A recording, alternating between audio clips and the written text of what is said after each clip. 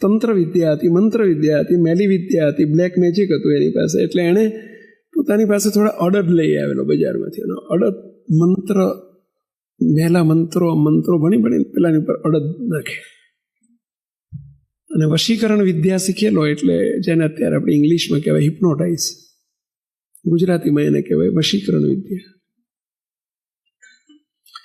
એટલે એણે પછી એ વશ કરી લે ને, એટલે એ જે કે કેમ કરે, અને ક્યાંક મને બંડી આપી દે, એને ખબર ના પડે. પાછળથી જ્યારે તંત્રની જ્યારે અસર ઓછી થાય ને ત્યારે પસ્તાય, ત્યાં સુધી પેલા ભાઈ ક્યાંય નીકળી ગયા હોય બાટલા ઉતારી. અડદ મંત્રેલા અડદ નાખવા માંડ્યા. આ મિસ્ત્રીને ખબર પડી ગઈ કે મારી ઉપર વિદ્યા અપનાવવા માંડી છે, પણ મહામંત્ર એમની પાસે હતો, બીજા મંત્રો, અને એમની પાસે મહામંત્ર હતો. કયો મહામંત્ર પેલા? સ્વામિનારાયણ, સ્વામિનારાયણ, સ્વામિનારાયણ. એક અવાજે બોલો બધા. કયો મંત્ર? સ્વામિનારાયણ, સ્વામિનારાયણ. બીજા મંત્ર છે અને આ તો મહામંત્ર છે.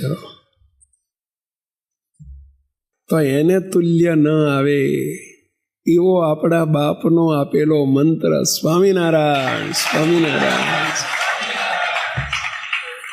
અને આ ખીમા ઉતાર, માવજી સુતાર નહીં, ખીમા ઉતાર. માવજી સુતાર તો હીરાપુરાના હતા, સોરી હો. ખીમા સુતારે સ્વામિનારાયણ, સ્વામિનારાયણ, સ્વામિનારાયણ મંત્રનો જાપ ચાલુ કરી દીધો. પેલો અડદ નાખે જ રાખે. એની કોથળીમાં જેટલા અડદ લાવ્યો હતો ને બધા ખૂટી ગયા, પણ કાંઈ થયું નહીં. ઉપરથી પૂજા પતી ગઈ ને ઓલો થાક્યો, અડદ પતી ગયા એટલે થાક્યો. એટલે આમણે ઊભા થઈને શું કર્યું, બધાય અડદ ભેગા કર્યા. ભેગા કરીને એણે એમની બંડીના ખિસ્સામાં ભરવા માંડ્યા. મોટું ખિસ્સું, આવડું મોટું, એ ખિસ્સા ભરવા માંડ્યા. એટલે ઓલો તાંત્રિક આવીને કહે છે, આ મંત્રેલા અડદ છે, શું કરશો? કે ઘેર જઈને શાક બનાવીને જમી જઈશ. કેવું ધ્યાન રાખજો, કોના ધાયેલા છીએ અને કોણ છીએ આપણે, કોના છીએ ખ્યાલ કરજો. આપણા બાપના પ્રતાપને સમજજો. કંઈક થયું, તકલીફ આવી, મુશ્કેલી આવીને કોઈ કે આમ કરો ને આમ કરો ને, માદળિયું બાંધો ને ઓલિયું બાંધો ને ઓલિયું બાંધો ને, કાળો દોરો ને પીળો દોરો ને લાલ દોરો ને, આ દોરામાં કંઈ બાકી રહે પેલા? આમાં શું બાકી રહ્યું પેલા? સ્વામિનારાયણની વરમાળા છે અને સ્વામિનારાયણ મહામંત્ર મળ્યો છે આપણને. હવે ઓલાને કીધું, ખીમા ઉતારે કે ભાઈ શું કરો તે શાક કરીને ખાઈ જઈશ. કે ઓલાને તો આંખો પોડી થઈ ગઈ. અરે મંત્રેલા છે, ભલે મંત્રેલા હોય. કોણે મંત્ર્યા છે? કે મેં મંત્ર્યા છે. એણે જે આ શબ્દ સાંભળ્યો ને કે મંત્રેલા અડદનું શાક કરીને ખાઈ જઈશ, અને પેલા તાંત્રિકની બુદ્ધિ ભ્રમી ગઈ. તમે ભગત કોના છો? તો કે સ્વામિનારાયણ. સ્વામિનારાયણ કોણ? એ વખતે સંપ્રદાય નવો હતો ને. સ્વામિનારાયણ કોણ?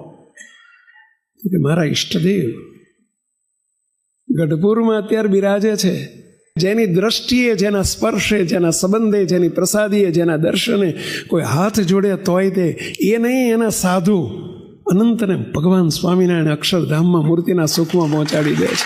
એવો અદભુત પ્રતાપ. અને ઓલાને રસ પડ્યો, ઓલા તાંત્રિકને રસ પડ્યો કે ભાઈ સાહેબ બેસ બેસ બેસ બેસ બેસ. અને બેહાડીને 2 દાડા અમે રાહ જોવાની હતી. નવરા તો બેહાય નહીં. 2 દાડા ઓલું સ્ટીમર આવે ત્યાં સુધી રાહ તો જોવાની હતી.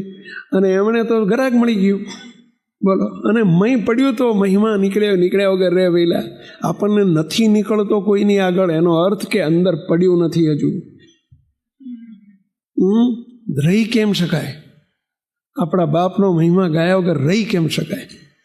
અને આ ખીમા ઉતારે માંડ્યો મહિમા 2 દાડા ગાવા, અને પેલા તાંત્રિકને ઢીલો ઢફ કરી નાખ્યો. એણે માફી માગી, ભાઈ સાહેબ આવા સ્વામિનારાયણ છે? મેં તો આખી જિંદગી અડદ જ વાપર્યા છે, બઠું બધાની ઉપર અડદ નાખ્યા કર્યા છે, લોકોને બસ આ જ કર્યું છે. તો કે હેડ તને બતાવું સ્વામિનારાયણ. અને 2 દાડા પછી 1 દાડો ગીરસીમાં આવ્યો ને ખરીદી કરી લીધી, રૂપિયા જતા રહ્યા. અને આ તાંત્રિકને લીધો જોડે, હેડ તું દર્શન કરવા મારી સાથે. અને ઉપાડ્યા અને સ્ટીમરમાં રસ્તામાં એટલો બધો મહિમા કીધો. ત્યાંથી ભાવનગરથી નીકળ્યા અને ગઢપુર આવ્યા ને પછી બાકી રાખે પહેલા અને ગઢપુર આવ્યા ને મહારાજના જ્યાં દર્શન કર્યા. આ હા હા હા ઓહો મહારાજ તમે આવા. અને મહારાજના દર્શન કર્યા અને મહારાજે એવા દિવ્ય તેજોમય દર્શન આપ્યા. અને ઓલ્યો તરત મહારાજના ખોળામાં માથું મૂકીને કે પ્રભુ મારી જિંદગી વેડફાઈ ગઈ ખોટી હિસાબ મને સાધુ કરો. અને મહારાજે બીજે દાડ દીક્ષા આપીને શૂન્યાતીતાનંદ સ્વામી નામ પાડ્યું. એ શૂન્યાતીતાનંદ સ્વામીનો પ્રશ્ન છે અહીંયા. હજુ થોડોક સ્વામીનો ઇતિહાસ બાકી છે. શૂન્યાતીતાનંદ સ્વામી અદ્ભુત છે. સાધુ કર્યા, મહારાજે નામ આપ્યું શૂન્યાતીતાનંદ સ્વામી. હવે સુરતના નવાબ હતા. સુરતની અંદર નવાબ હતા. મુસ્લિમ રાજ્ય હતું. મુસ્લિમ રાજ્યના જે રાજા હોય ને નવાબ કહેવાય. એ નવાબને એમણે ફતવો બહાર પાડ્યો. થોડા હિન્દુ માટે કટ્ટરપંથી આવી ગયેલા રાજા, નવા રાજા આવ્યા ને નવા નવાબ આવેલા એ કટ્ટરપંથી હતા. અને એમણે એક ફતવો બહાર પાડ્યો. ફતવો એટલે સમજ્યા ને પેલું શું કહેવાય, જાહેરનામું બહાર પાડ્યો કે આ સુરત શહેરની અંદર હિન્દુ ધર્મનું કોઈ મંદિર નવું થવા દેવામાં આવશે નહીં. કોઈને પરમિશન નહીં મળે. હવે પછી કોઈને નહીં મળે. થઈ ગયા આવો ફતવો બહાર પર. જ્યાં સુધી હું ગાદી ઉપર છું ત્યાં સુધી તો નહીં જ.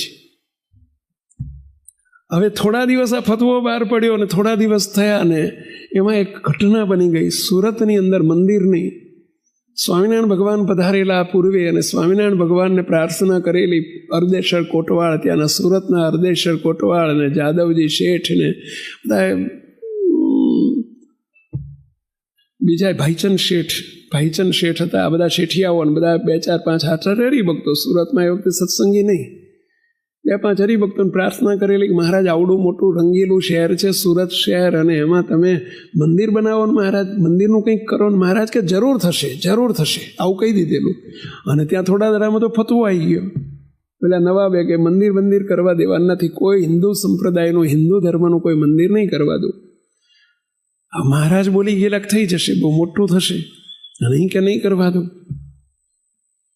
બધા હરિભક્તો મૂંઝાણક ભારે કરી આ ફતવો નડશે આપણને.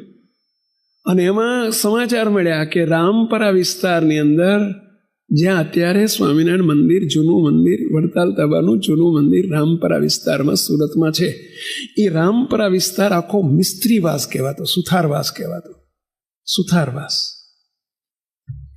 અને ત્યાં એક આગેવાન સુથાર હતા, એમના સમાજના પ્રમુખ, અને એમના ઘેર દીકરાના લગ્ન. અને જાન જવાની હતી ઘોઘા બંદર, લાગે ભાવનગર બાજુ ક્યાંક આવ્યું. તો ત્યાં જાન જવાની હતી અને સુરતથી દરિયાઈ માર્ગે જાન જવાની. મોટા માણસના ઘેર લગ્ન એટલે ઘર દીઠ 1-2 જણને લીધેલા. 100-150 મિસ્ત્રીઓ, હુતારોનું આવાસ. અને ઘર દીઠ 1-2 જણને સ્ટીમરમાં બેહાડેલા. અને એમાં આગળ જતા સ્ટીમરને એક્સિડન્ટ થયો, ભટકાણી મોટી, કોઈ કાળ મીંડ પથ્થર જોડે. અને ત્યાં જ શીલાના પેલા સ્ટીમરના ભૂક્કા બોલી ગયા. જોડે એક સાથે 100-150 જાનૈયા જય સ્વામિનારાયણ ધામમાં જતા રહ્યા. એ બધા સત્સંગી નહોતા અને મરીને આ સદગતિને પામ્યા. કોણ? આ બધા જાનૈયા અસદગતિને પામ્યા. અને એ રામપરાનો જે એમના ઘરો, એ ઘરોમાં આવીને નિવાસ કર્યો. રંજાડે, હેરાન કરે, બધા દુઃખી થઈ ગયા. 2-4 વર્ષમાં તો આ રામપરાના તમામ ઘર, 100-150 ઘરનો વાસ, એમની શેરી, સ્ટ્રીટ ભૂતિયા ફળી તરીકે પ્રખ્યાત થઈ ગઈ. ભૂતિયો વાસ, એ વાસનું નામ જ પડી ગયું, રામપરાનો ભૂતિયો વાસ. ઘેર ઘેર ભૂત થાય. કોઈ ત્યાં જવાની હિંમત ના કરે. ગામ આખો વાસ ખાલી થઈ ગયો. ઘરો બધા ખાલી કરીને બધા ભાડે રહેવા જતા રહ્યા. ઘર બધા ખાલી કરી નાખ્યા. આખો વાસ ખાલી થઈ ગયો. અરે વાસમાં કોઈ પ્રવેશ ના કરે. રહેવાનું તો બધા 2-4 વર્ષમાં આખો વાસ તો ખાલી થઈ ગયો, પણ એમાં કોઈ પ્રવેશ ના કરે. સિટી વચ્ચેનો વિસ્તાર અને ભૂતિયોવાસ, બધા સાંજ પડે એટલે અંધારું થાય પહેલા ઘરમાં પડી જાય, બધા ડરે. આખો એક ડરનો માહોલ ઊભો થઈ ગયો. નવાબ જોડે ફરિયાદ ગઈ કે આવું થયું છે ને, કંઈક શું કરવું ભાઈ સાહેબ? આખું ગામ વચ્ચે, આ સુરત શહેર વચ્ચે આ વાસ, આખો ભૂતિયોવાસ થઈ ગયો છે. બધી વાત જાણી અને એમણે ડિક્લેર કર્યું કે કોઈ દેવસ્થાન કે કોઈ મંદિર, હિન્દુ સંપ્રદાયનું મંદિર બનાવવું હોય તો આ વાસ હું ભેટ આપી દઉં, જેને બનાવવું હોય છૂટ. આ એક પૂરતું લબડીને જ કહેવાય ને પેલા, કારણ કે બીજું કંઈ ચાલે એવું નહોતું. અને આ સમાચાર ભાઈચંદ શેઠ જોડે આવ્યા એટલે એમણે તાત્કાલિક ભાઈચંદ શેઠે મારતે ગોળે એક હરિભક્તને ચિઠ્ઠી લઈને મોકલ્યો મહારાજ પાસે ગઢપુર. મહારાજ, અત્યારે તક છે, સુરત શહેરની વચ્ચોવચ એવી ક્રીમ જગ્યા છે, એવું પ્રાઇમ લોકેશન છે, અને આખો ભૂતિયોવાસ થઈ ગયો છે, ને આવું બન્યું હતું, આવી ઘટના બની હતી ભાઈ સાહેબ, અને અહીંયા મંદિર માટે આપવાની છૂટ આપી છે, ને આ તક ઝડપી લીધા જેવી છે. મહારાજ તમે પધારો, કાં તો તમારા કોઈ સમર્થ સંતને મોકલો, કાં બધા આપણે તમારો સ્વામિનારાયણ મંત્ર તો એવો છે, એ મંત્રથી ભૂત પિશાચ ભાગે અને બધાના મોક્ષ થઈ જાય. તો માટે મહારાજ બધાના કલ્યાણ કરવા તમારા માટે રમત વાત છે. માટે મહારાજ આ ભૂતિયોવાસ છે, મફતમાં મળે છે, લઈ લીધા જેવો છે. મહારાજને પત્ર મળ્યો. મહારાજે તાત્કાલિક મુક્તાનંદ સ્વામી હાજર હતા. મુક્તાનંદ સ્વામી તમારે જવાનું છે. મહારાજ પણ સાધુ કોઈ આવવા તૈયાર નહીં થાય, બધા બીશે ત્યાં જવામાં. મહારાજ કે શૂન્યાતીતાનંદ સ્વામી લઈ જાઓ જોડે. અને શૂન્યાતીતાનંદ સ્વામી, મુક્તાનંદ સ્વામી શૂન્યાતીતાનંદ સ્વામીને ઉપાડ્યા અને એમને લઈને 5 સંતોને લઈને ત્યાં ગયા સુરત. ને સુરતમાં મહારાજે જતા જતા કહ્યું, સ્વામી ધ્યાન રાખજો, નવાબ છે ને બહુ ચાલાક છે, બહુ હોશિયાર છે. તમને એવું કહે છે કે તમે તારા વાસ આપી દીધો, તમે ત્યાંથી ભૂત કાઢો, બધા ભાડુઆત સાથે વાસ લખાઈ લેજો. જો મહારાજ કે બોલો ચબરાક, તો આ મહારાજની વાત થાય પહેલા. મહારાજ કે તમે ભૂતો સાથેનો ભાડવાત સાથે મકાન લખાઈ લેજો, એનો સમજ્યા ને પહેલા. તમે પહેલું જઈને તરત પહેલું નવાબને મળી અને તાંબાના પત્તર, એ વખતે સ્ટેમ્પ પેમ્પ નહોતા, સ્ટેમ્પ પેપર ને એવું નહોતું, તાંબાના પત્ર ઉપર તમે લખાઈ લેજો કે આ ભૂત હોતો વાસ અમે લઈ લઈએ છીએ તમને, અને અર્પણ કરી દો. એની સહી સિક્કા મરાઈ દેજો. જો તમે એક વખત ભૂતોને મોક્ષ કરીને સદગતિ આપી દેશો ને, પછી મારો હાલો નહીં આપે વાસ, સમજ્યા? એ ફરી જશે. મુક્તાનંદ સ્વામીને કચરા પેલા ઠક્કર, શું નામ કીધું, શેઠ, ભાઈચંદ શેઠ ને ગિરધર શેઠ ને બધા પહોંચ્યા. મહારાજ જાદવજી શેઠ ને બધા જઈને મહારાજ નવાબ પાસે પહોંચ્યા કે ભાઈ અમે આ વાસ લેવા તૈયાર છીએ, અમારે સ્વામિનારાયણનું મંદિર કરવું છે અને અમારા સંતો આવ્યા છે, તો કે તમે પહેલાં એ બધાનું સદગતિ કરો, એમનો મોક્ષ કરી દો, પછી અમે વાસ લખી આપીશ. તમે કીધું એટલે નહીં ફરે. પણ મહારાજે ચેતવ્યા હતા, તમે તાર ભાડવાત સાથે અમે લેવા તૈયાર છીએ, ભૂતો હોતો વાત અમને આપી દો, પછી અમે જે કરવું છે કરશું. તમને ભૂત બધા ખાઈ જશે તો ખાઈ જવા દઈશું. અને લખાઈ લીધું તાંબાના પત્ર ઉપર. ને પછી મુક્તાનંદ સ્વામી ને શૂન્યાતીતાનંદ સ્વામી ઘેર જળ લઈને ઠાકોરજી હરિકૃષ્ણ મહારાજને લઈને પધાર્યા. સ્વામિનારાયણ સ્વામિનારાયણ સ્વામિનારાયણ સ્વામિનારાયણ સ્વામિનારાયણ. અને મુક્તો ઘેર સ્વામિનારાયણની ધૂન બોલતા જાય, ને દરેકના ઘેર તમે જો તો બધા એને મૂર્તિના સુખમાં પહોંચાડતા જાય ઘેરથી. જો આ છે આપણા બાપનો પ્રૌઢ પ્રતાપ, આ છે સ્વામિનારાયણ મંત્રનો પ્રૌઢ પ્રતાપ.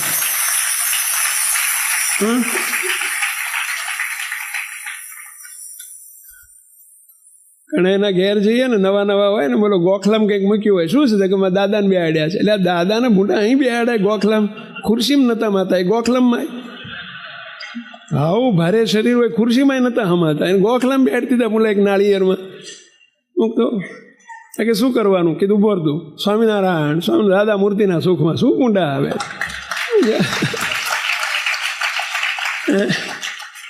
કોઈના ઘેર આવું હોય તો કહેજો. સંતો આવશે ને સંતો હિંમત નહીં કરે તો હું તો આવીશ જ. સંતો છે હિંમત કરે એવા વાંધો નથી, બાપજીના દાયેલા સંતો છે ભાઈ.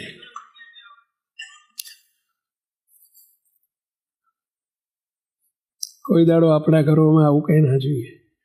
અને આખો વાસ ને મૂર્તિના સુખમાં સમૂહ કલ્યાણ. કયો પ્રયોગ કર્યો પેલા? તમારે સમૂહ લગ્ન હોય છે ને, આ સમૂહ કલ્યાણ પેલા.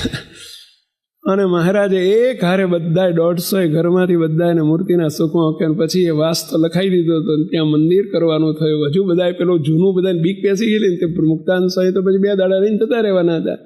બધા સ્વામીને કે સ્વામી આજુ આ બધા ડરે છે, આવતા બધા ત્યાં બધું ભલે તમે કલ્યાણ કર્યા પણ આ બધા ડરે છે. એટલે મુક્તાનંદ સ્વામી શૂન્યાતીતાનંદ સ્વામીને જવાબદારી હોપી, સ્વામી તમારે અહીં રહીને તમારે સુરતનું મંદિર, આ રામપરાનું મંદિર તમારે કરાવવાનું છે ને, અહીં રોકાઈ જાઓ. શેરને માથે હવા શેર હતા ને એટલે. અને શૂન્યાતીતાનંદ સ્વામી સુરતનું રામપરાનું મંદિર નિર્માણ કાર્ય કર્યું હોય, નિર્માતા શૂન્યાતીતાનંદ સ્વામી. આ શૂન્યાતીતાનંદ સ્વામી પ્રશ્ન પૂછે છે. હવે આપણે મુદ્દા ઉપર જઈએ. આપણને આવું બધું આમ ગાંઠિયા ફાફડા બહુ ભાવે, કચોરી સમોસા જોડે ચટણી હોય ને તો બહુ ભાવે. પણ હવે આપણે મેશૂબની થોડી વાત કરીએ. એકલું તીખું ના ફાવે ને પહેલાં.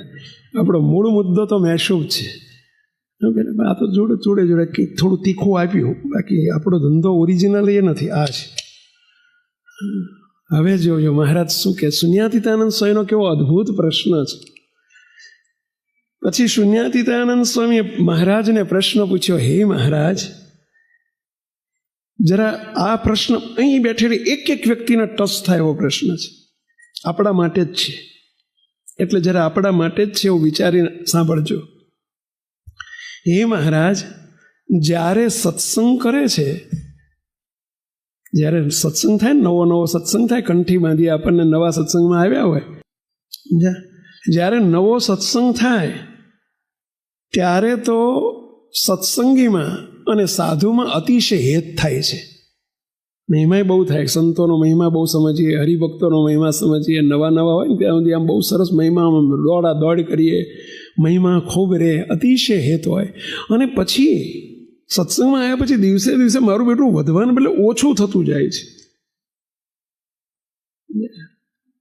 ઘર કી વાત થતી જાય. તો આવું કેમ થાય છે?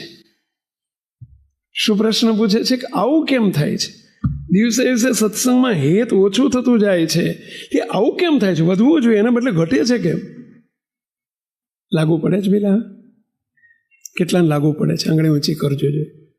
હા, પેલા નવું હોય ને ત્યાં સુધી આમ તમારા ગ્રહસ્થ ને તે નવા લગ્ન કર્યા થોડા દાડા જોજો બહુ બને, પછી મેં ઉભા રહીએ ના બને મારું બેટું.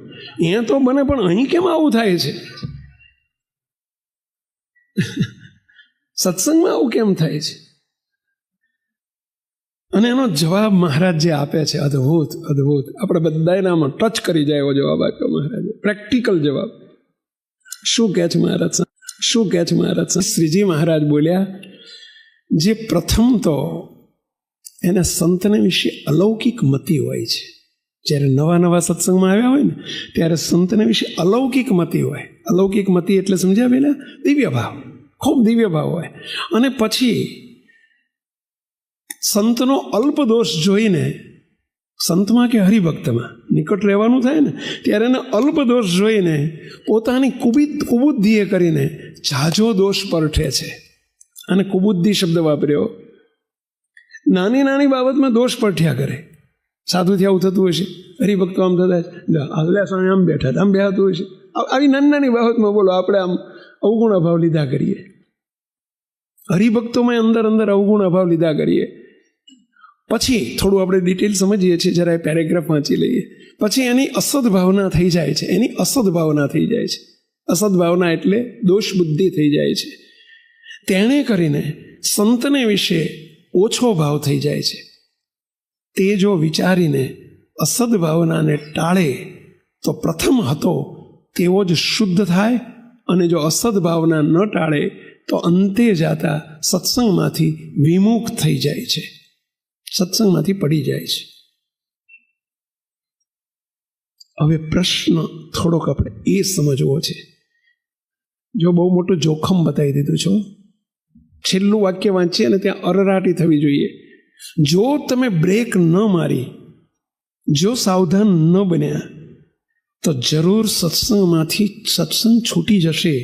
મોટા પુરુષનો સંગ છૂટી જાય, સત્સંગ છૂટી જાય. દિવસે દિવસે દિવસે જેમ કોઈ માંદો માણસ હોય ને એનો ખોરાક જોજો તમે, મરવાનો હોય ને એ પહેલાં એનો ખોરાક ધીમે ધીમે ધીમે ધીમે ઓછો થતો જાય. અને ખોરાક બંધ થઈ જાય ને હાવ જમવાનું જ બંધ થઈ જાય એટલે બધા સમજ્યા કે એ હવે થોડા દાડાના મહેમાન છે. એમ દોષ વધતો જાય. દિવસે દિવસે સંતો ભક્તોના અવગુણ આવતા જાય, દોષ વધતો જાય, દેહ બુદ્ધિ થતી જાય. અહીંયા એક શબ્દ વાપર્યો છે, અલ્પ દોષ જોઈને પોતાની કુબુદ્ધિએ કરીને ઝાઝો દોષ પરઠે છે. અલ્પ દોષ કોને કહેવાય? આના જ અનુસંધાનમાં શ્રીજી મહારાજે પ્રથમનું 24મું વતનામૃત અને પ્રથમનું 31મું વતનામૃત, આ બંને વતનામૃતમાં આવના જ અનુસંધાનમાં એક વાત કરી છે. મહારાજ કે કોઈના દેહ સ્વભાવ, દેહ પ્રકૃતિ, ઉપલક સ્વભાવ પ્રકૃતિ જોઈને એમાં દોષ ન પરઠવો. સંતોને હરિભક્તોના ઉપલક સ્વભાવ પ્રકૃતિ જોઈને એના અભાવ ન લેવા, નહીતર સત્સંગમાંથી પડી જવાય. પ્રશ્ન એ છે, ઉપલક સ્વભાવ પ્રકૃતિ એટલે શું? આપણે કેવા સ્વભાવ પ્રકૃતિમાં નાપાસ થઈએ છીએ?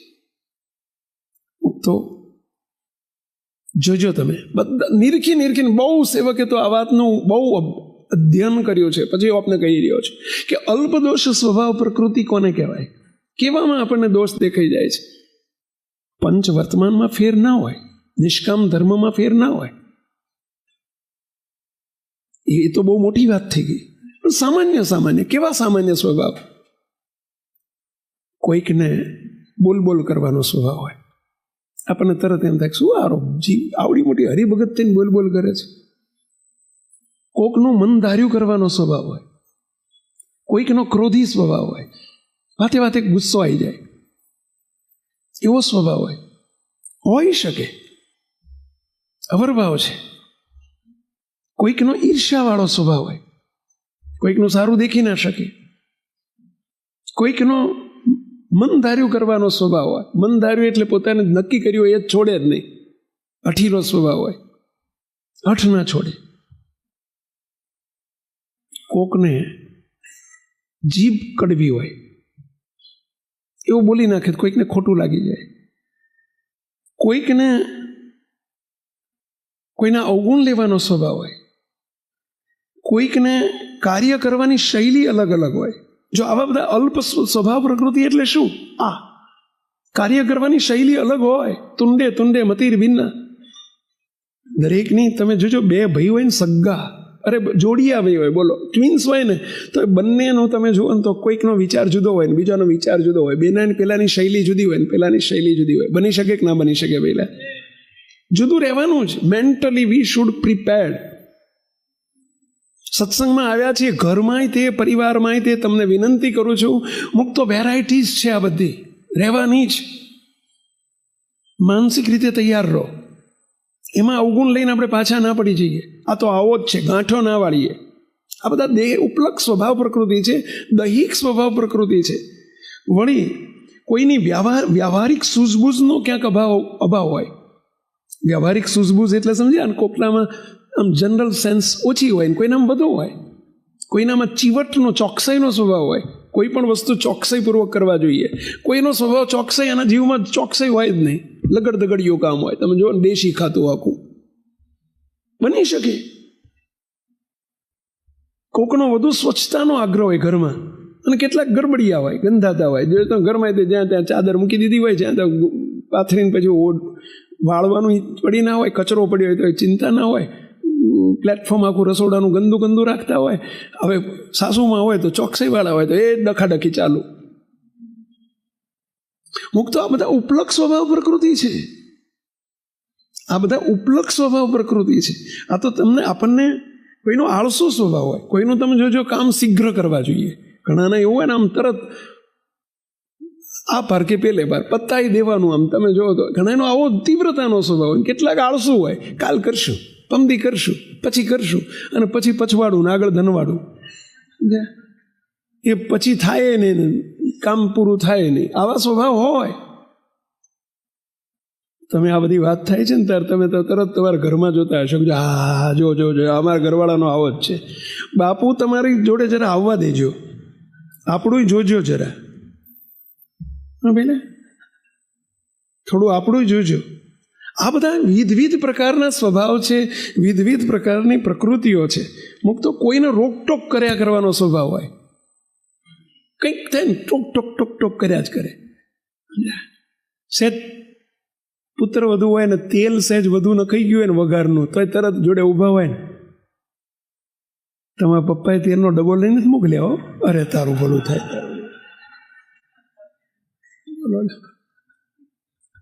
સીધી પપ્પા ઉપર જતા રહે અને સીધો પછી એ ભડાકો. બોલો, તમે કહેશો કે સ્વામી તમને આ બધી શી ખબર અમારા ઘરની? આટલા બધા અમારા મેસેન્જર્સ છે બધા. ગો બોલો, અમને ક્યાંથી ખબર હોય? તમારી જોડેથી ખબર પડી હોય. મુક તો કેટલાકનો ગાફલાઈનો સ્વભાવ હોય. ગાફલાઈ, દરેક વાતમાં ગાફલાઈ, બેદરકારજી. કંઈક જવાબદારી સોંપી હોય તો 10 વખત કોણ તો કેટલાકનો ભૂલી જવાનો સ્વભાવ હોય. ભૂલી ગયો. હવે આ બધા વિવિધ સ્વભાવો છે, એક સરખા રહેવાના નથી. અને એમાંથી પછી આપણે સંતો હાથમાં આવી જાય તો એનો અવગુણ લઈએ, હરિભક્તોનો અવગુણ લઈએ.